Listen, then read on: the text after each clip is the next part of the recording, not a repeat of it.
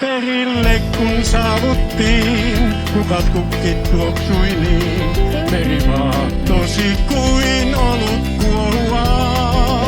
Voi jos sulle voisin antaa kaikkein kauneimman, tämän maailmani pallon valtaan.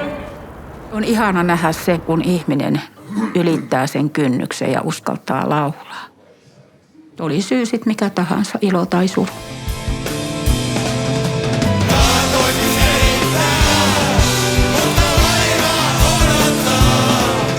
Sä olet mulle unelmaa, mutta maailman.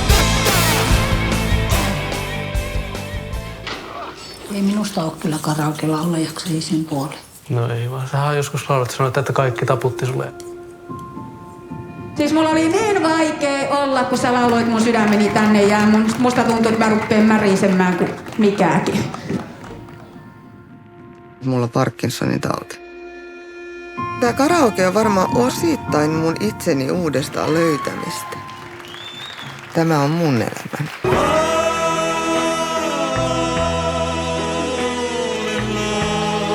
Tulee kato ensimmäinen nainen.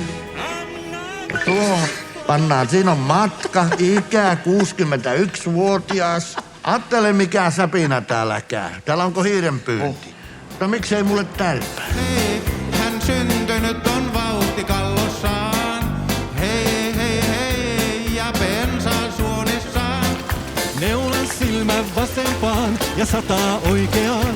Loiva vasen antaa mennä. Mä sanoin, että Suomi ei ole ikinä kohdannut mikään niin hyvä asia kuin karaoke.